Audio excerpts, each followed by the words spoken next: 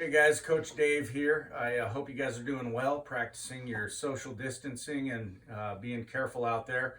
I guess that's why we're doing videos like this, but I think we can get a lot of good out of this if we pay attention and actually practice this stuff. So I want to talk about watching your hitters and how you set up as a catcher based on the hitter. Every hitter is going to be a little bit unique.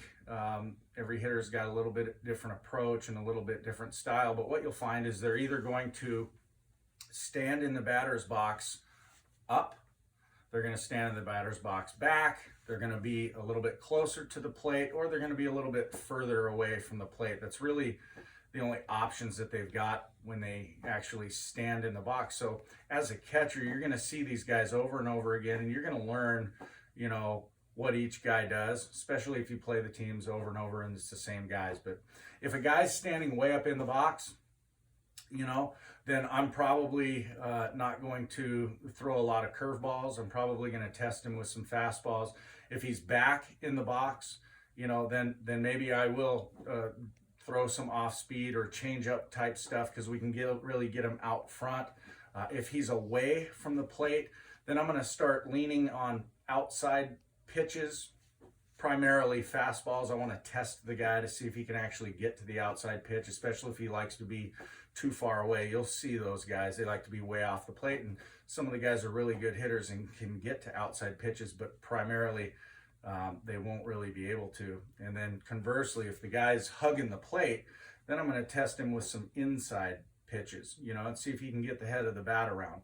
Oftentimes, if a guy is not practicing hitting an inside pitch, you can break a lot of bats. I know you guys use metal bats, but even with metal bats, if you get the guy sawed off, he's not going to hit the ball very far. So always good then to test him on the inside. So as a catcher, don't be afraid to throw the ball inside.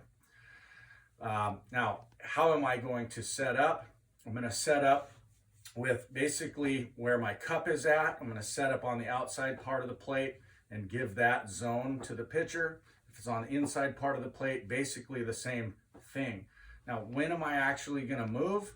What I like to do is wait for the pitcher to get into his windup and then move into the slot that I want him to go. So if I call an inside fastball, pitcher gets into his windup, then I'm going to move over and I'm going to get the glove in the zone that I want the pitcher to throw the ball.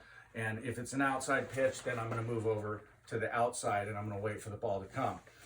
Pitchers have an interesting way of when they see you move into a zone, their brain tells them to go ahead and throw that ball there. So make sure you get where you need to be.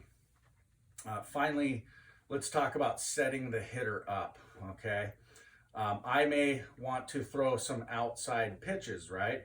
So I might go outside and then outside. Now I've got the hitter thinking, oh, he's going to throw another outside pitch.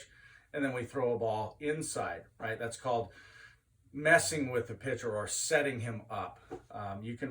Hitting, this game is very mental. Most of it is right between the ears, and especially with hitting. And as a catcher, you have a unique opportunity to actually get inside the head of the hitters because you're dictating what your pitcher is throwing.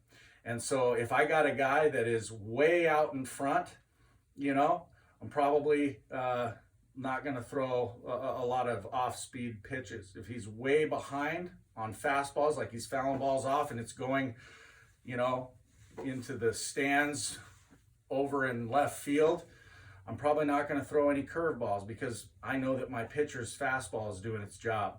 So make sure you get your body in the right zone. Make sure you read each hitter. You see where they're at in the box, and then play with them, set them up. Make sure that you don't create tendencies that your hitter will be clued to that makes him more effective against your pitcher. Guys, that's all I got. Hope you got something from it. Have a great day.